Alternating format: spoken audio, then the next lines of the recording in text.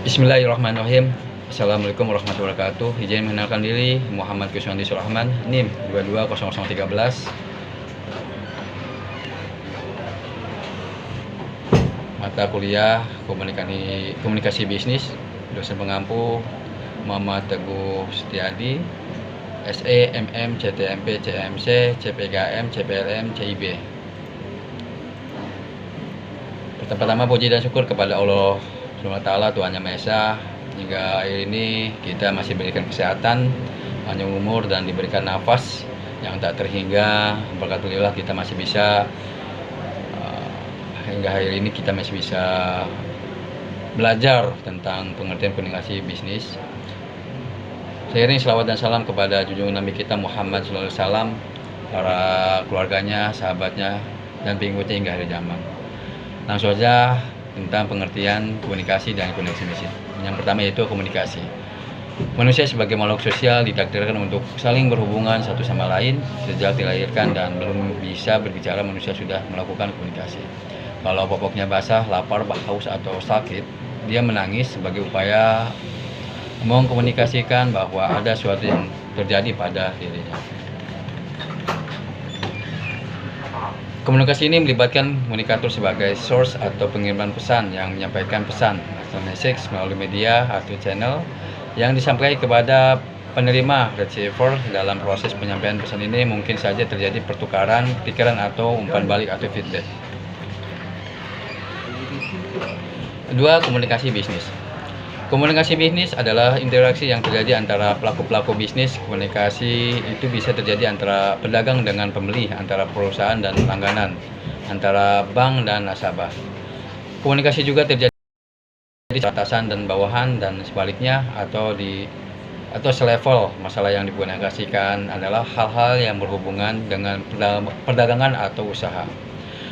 Proses jual beli terjadi komunikasi, yaitu tawar menawar atau mengenai berbagai persyaratan yang sedang dinegosiasikan. Nur Perwanto 2006. Komunikasi bisnis adalah komunikasi yang digunakan dalam dunia bisnis, mencakup berbagai macam bentuk komunikasi, baik komunikasi verbal ataupun komunikasi non verbal, untuk mencapai tujuan tertentu. Dunia bisnis itu sangat luas, mulai perdagangan kecil, perdagangan besar, skala lokal, nasional, sampai internasional. Proses komunikasi dan unsur komunikasi. Yang pertama, proses komunikasi.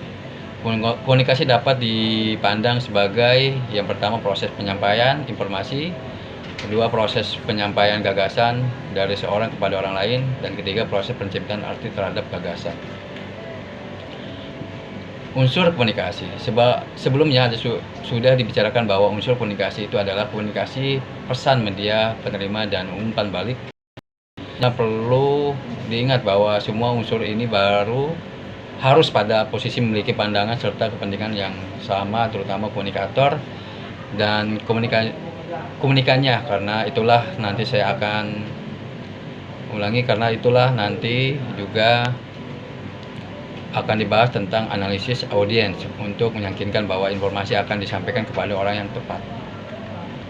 Lingkup komunikasi. Ruang lingkup komunikasi itu sangatlah luas, seolah-olah tidak ada batasannya. Komunikasi ada pada berbagai bidang kegiatan kehidupan manusia.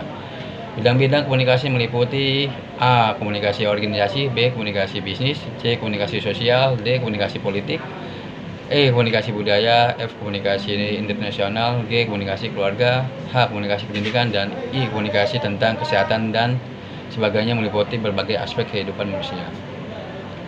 Sifat komunikasi itu meliputi komunikasi lisan, tulisan, komunikasi non-verbal melalui kial atau gestural, yaitu bahasa tubuh, atau melalui simbol dan gambar-gambar. Ada juga komunikasi langsung dan komunikasi bermedia.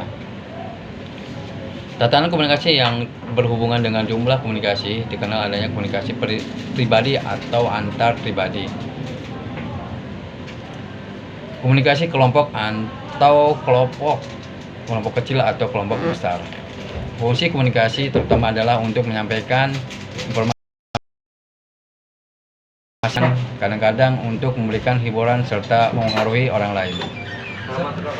Teknik dalam berkomunikasi meliputi teknik informatif, persuasif, interaktif, dan humanis. Metodenya bisa menggunakan saluran jurnalisme, hubungan masyarakat, iklan, reklame, buku-buku, atau yang lebih dahsyat lagi kalau sudah menggunakan metode perang urat saraf.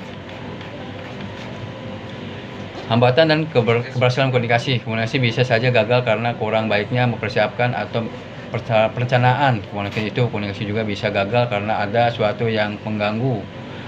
Komunikasi juga bisa gagal kalau sumber utamanya terbawa emosi, tidak bisa menahan diri dari serangan-serangan audiens. Gangguan fisik. Semua pihak menghendaki agar komunikasi berjalan lancar, semua pesan bisa diterima, dipahami, dan pesan-pesannya dapat dilaksanakan. Kemudian dalam komunikasi itu akan ada saja menghadapi masalah. Halangan dan hambatan permasalahan yang sering ditemukan adalah hambatan faktor fisik. Salah penafsiran. Komunikator adalah panjang lebar menyampaikan pesan dengan berbagai cara dan variasi, maksudnya agar dapat perhatian serius dari audiens. Tetapi malah terjadi sebaliknya. Salah satu penafsiran ini disebabkan oleh beberapa hal, antara lain masalah bahasa, perbedaan latar belakang, antaranya adanya penggangguan kesehatan, adanya objek lain, cara penyampaian. Kesimpulan adalah komunikasi terus berkembang dalam kehidupan sosial manusia. Komunikasi dimulai sejak manusia dilahirkan. Komunikasi berawal dari bunyi, simbol, non-verbal, sampai jadinya suatu bahasa sebagai media verbal. Komunikasi itu berkembang dari satu arah menjadi dua arah.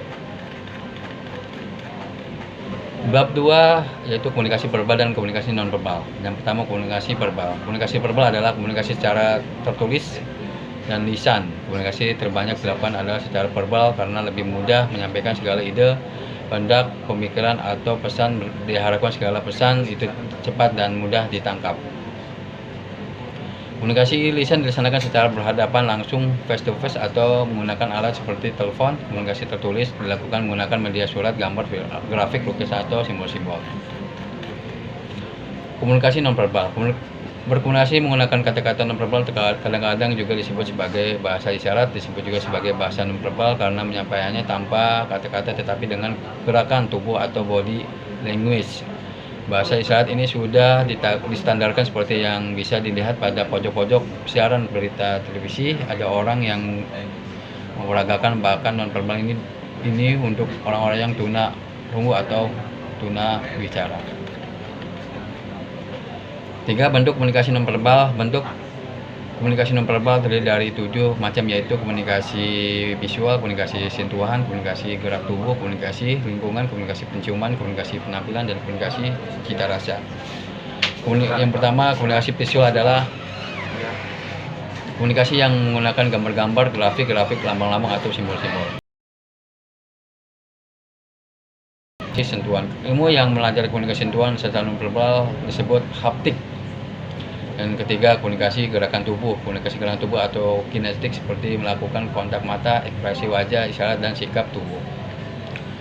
Keempat, komunikasi lingkungan. Berdasarkan penglihatan dan pengamatan seorang, dia bisa menyebutkan gunung itu tinggi, sungai itu deras airnya, cuaca panas, yang suara pasar yang ribut, kendaraan yang cepat.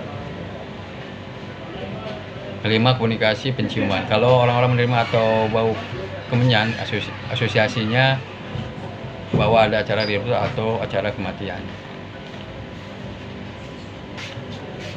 7. Komunikasi penampilan. Orang berpakaian yang rapi atau dapat dikatakan penampilan yang menawan, mencerminkan kepribadiannya. 8. Komunikasi cita rasa. Setelah ulangi 7. Komunikasi cita rasa. Setelah mencicipi makanan, orang akan menunjukkan ekspresi bahwa makanan ini enak atau lezat. Tipe-tipe komunikasi menurut Hafid Canggara, tipe-tipe komunikasi ada 4, yaitu komunikasi dengan diri sendiri, komunikasi antar pribadi, komunikasi publik, dan komunikasi massa. Kesimpulan, komunikasi adalah cara berhubungan antara dua orang atau lebih, ada yang bersifat verbal dan ada yang non-verbal. Bab 3. Komunikasi vertikal, horizontal, dan diagonal. Komunikasi vertikal adalah komunikasi bawahan dalam organisasi. Yang kedua, komunikasi horizontal. Komunikasi horizontal merupakan bentuk komunikasi yang dilakukan oleh dua pihak yang mempunyai kedudukan sama, posisi sama, jabatan selevel maupun eselon yang sama dalam suatu organisasi. 3. Komunikasi diagonal atau komunikasi silang.